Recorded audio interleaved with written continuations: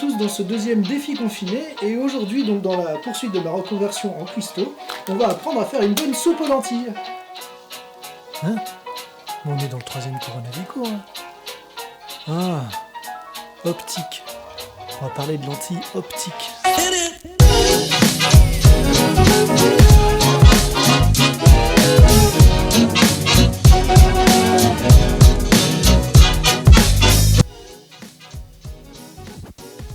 Avant de commencer cette vidéo, je voudrais vous avertir que je risque de ne pas pouvoir continuer au même rythme. J'ai chopé un virus.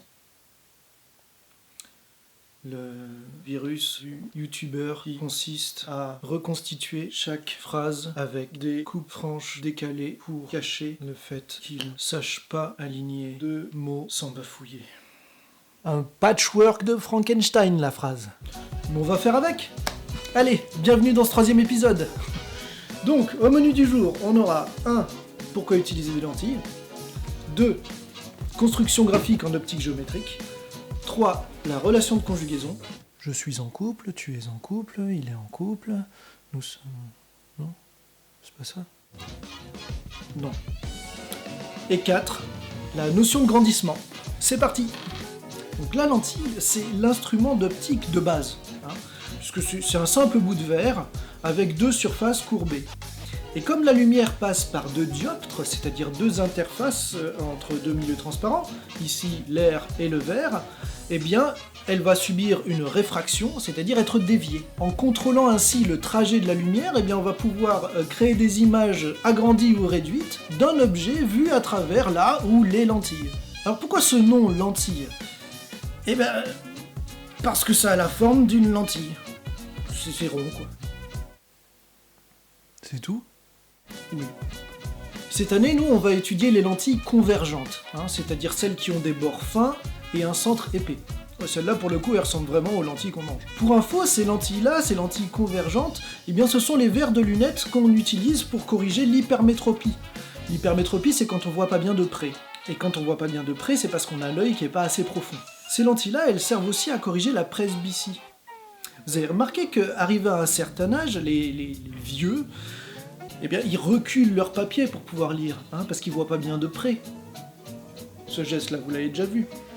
Eh bien ça, c'est dû au fait que les muscles de leurs yeux deviennent trop raides. En fait, ils sont plus aussi souples qu'avant, ils n'arrivent plus à accommoder correctement pour bien voir. Et ça, on y passe tous.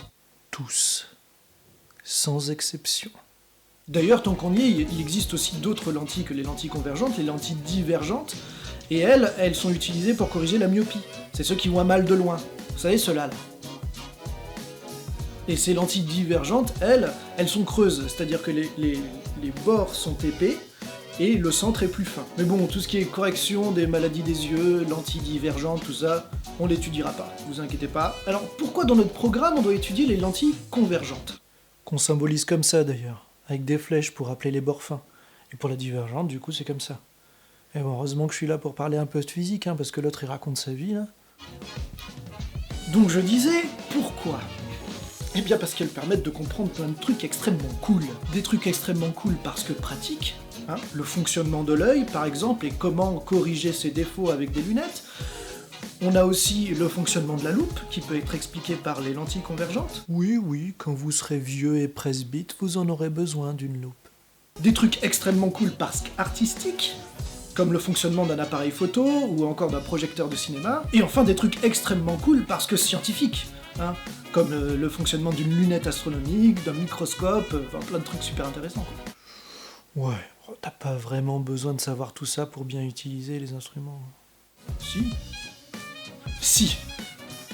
Bon, entrons dans le vif du sujet maintenant. Qu'est-ce qu'il faut techniquement maîtriser ? On passe au grand 2. Allons-y. Pour faire le schéma de construction de l'image d'un objet à travers une lentille, il faut déjà schématiser la lentille, avec son centre optique O, qui est le centre de la lentille en fait. Puis l'axe optique perpendiculaire au plan de la lentille et qui passe par O. Il est orienté, par convention, vers la droite. Puis, dans l'approximation des lentilles minces, on place les foyers le foyer objet noté grand F devant la lentille, à gauche donc, et le foyer image F' à la même distance mais de l'autre côté. D'ailleurs, la distance entre le centre optique O et le foyer image F', qu'on note donc O F' avec une barre au-dessus parce que c'est une valeur algébrique, cette distance est appelée la distance focale. On peut aussi la noter petit f'. J'en profite d'ailleurs pour dire que dans ce chapitre, pour tous nos calculs, il faudra utiliser justement des valeurs algébriques, c'est-à-dire qui ont un signe. Pour établir ce signe, on oriente notre distance dans l'ordre d'inscription des lettres dans la notation. On compte positivement par convention cette distance entre deux points si elle est orientée vers le haut ou vers la droite, et donc on compte négativement si cette distance est orientée vers la gauche ou vers le bas. C'est hyper important parce que sinon tous les calculs qu'on fait en utilisant les relations qu'on va étudier, ils sont foireux. Maintenant, plaçons un premier objet AB perpendiculaire à l'axe optique avec A sur l'axe optique et B au-dessus, par exemple. Ici, déjà, on peut remarquer que la distance OA, avec une barre au-dessus, entre le centre optique et l'objet, est négative, puisqu'en lisant OA, on va vers la gauche et donc à l'inverse de l'orientation de l'axe optique. Et on n'oubliera pas non plus que toutes les distances doivent obligatoirement être exprimées en mètres. Il va falloir faire de la conversion, les enfants. La construction graphique de l'image maintenant, qu'il faut maîtriser parce qu'elle est exigible. Il y a 3 rayons lumineux particuliers qu'il faut retenir et savoir tracer. Déjà, tout rayon passant par le centre optique n'est pas dévié. On le trace donc en partant de B, puisque l'objectif est de localiser B' pour ensuite placer A' sur l'axe optique, sachant que si l'objet est perpendiculaire à l'axe optique, son image A'B' sera aussi perpendiculaire à l'axe optique. On n'oublie pas non plus les petites flèches au centre des rayons, car sinon, ce ne sont pas des rayons lumineux, mais de vulgaires traits. Deuxième rayon à tracer, c'est celui qui arrive sur la lentille parallèlement à l'axe optique. La règle, c'est que celui-ci, après réfraction au sein de la lentille, émerge en passant par le foyer image F'. Théoriquement, à l'intersection des deux, on a déjà la position B', mais on va confirmer avec le tracé du troisième rayon particulier. C'est le rayon incident, et donc qui arrive sur la lentille en passant par grand F, le foyer objet. Celui-ci émerge de la lentille parallèlement à l'axe optique. Là, si les 3 rayons se rejoignent en une seule et même intersection, c'est que vous avez été suffisamment rigoureux. C'est que vous avez un bol énorme, oui. Ça tombe jamais au même endroit.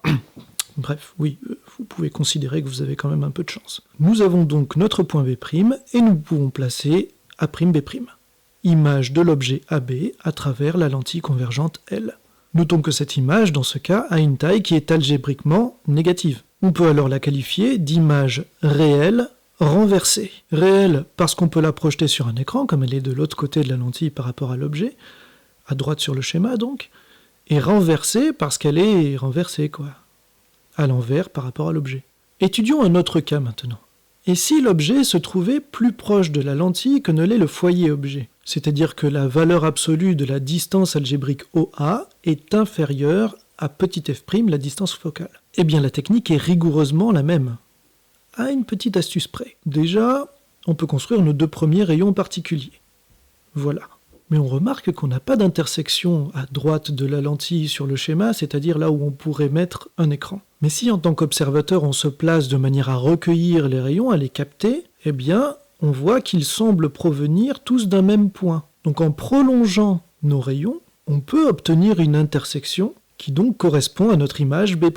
On peut même tracer le 3e rayon particulier qui semble provenir de F et ressort parallèlement. Le prolongement de ce rayon émergent rejoint B'.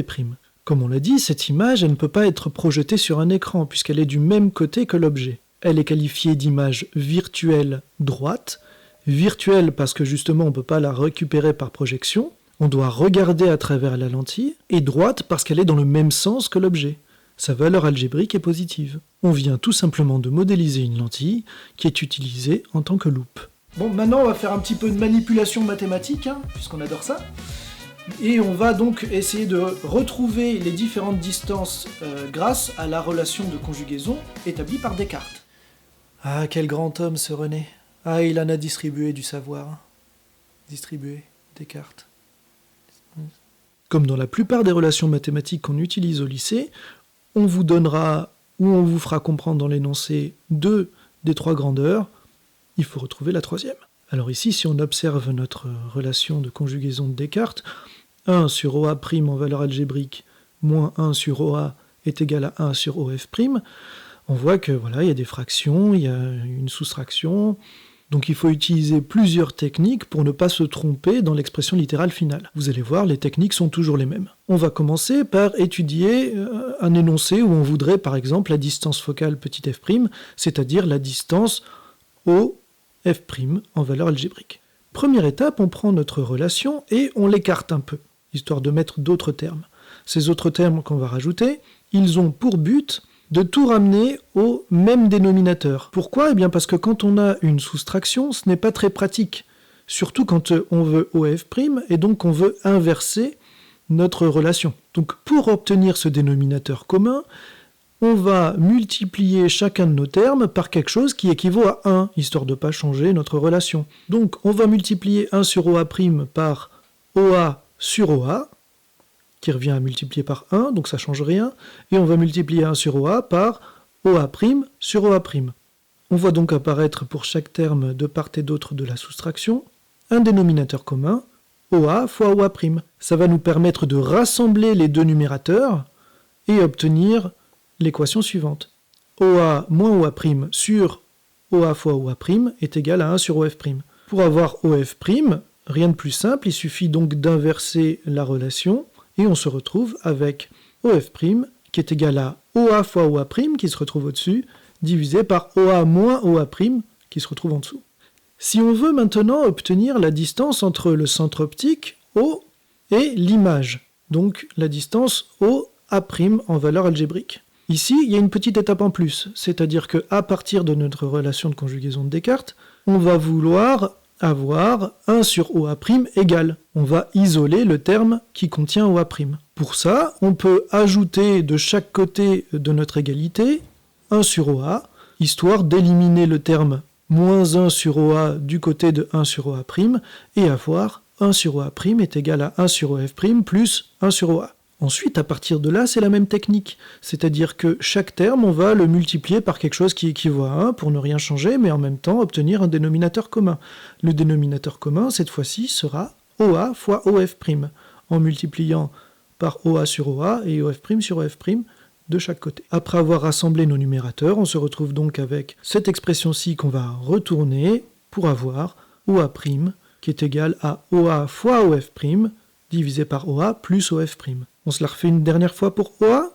C'est parti. Ici, une autre technique pour isoler notre terme 1 sur OA. On sait que quand on fait passer de l'autre côté de l'égalité un terme, tout ce qui est soustrait devient additionné, et tout ce qui est additionné devient soustrait. Ça nous permet donc d'obtenir 1 sur OA qui est égal à 1 sur OA' moins 1 sur OF'.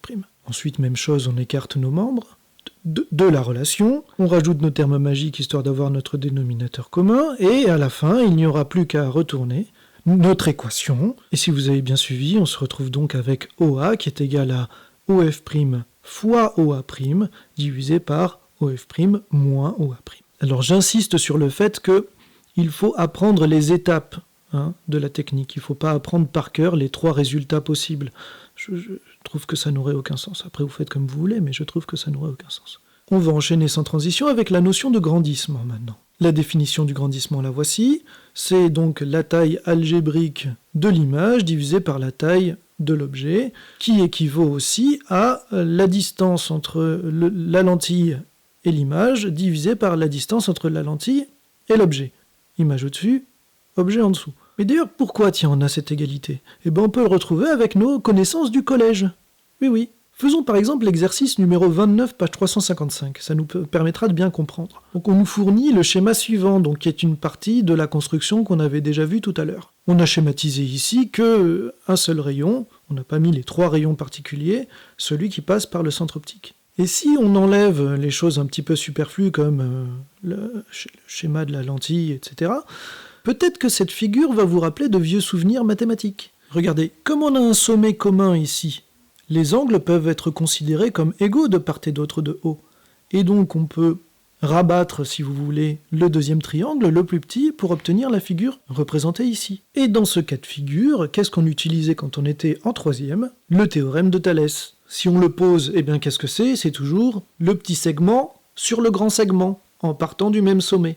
Donc OA' sur OA est égal à OB' sur OB, et encore on peut équivaloir ça avec A'B' sur AB, d'où notre relation de grandissement.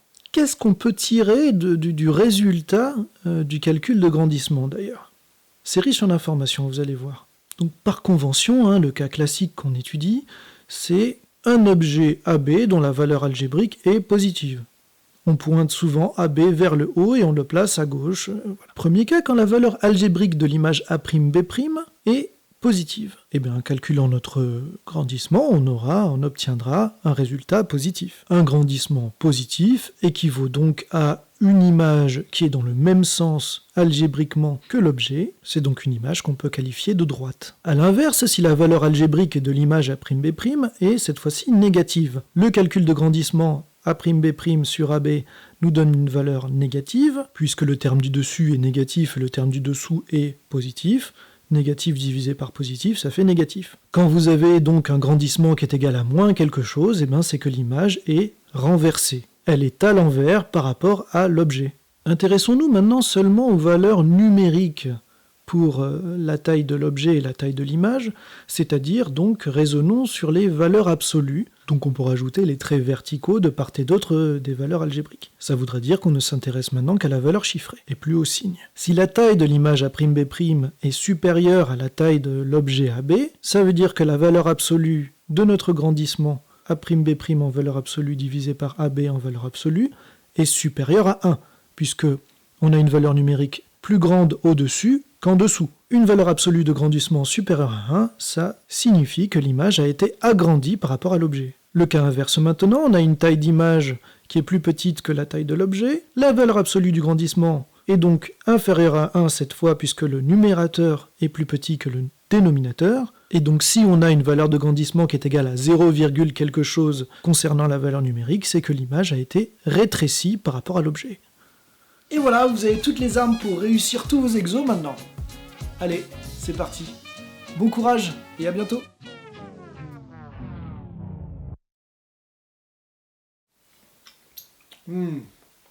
Ah, c'était excellent.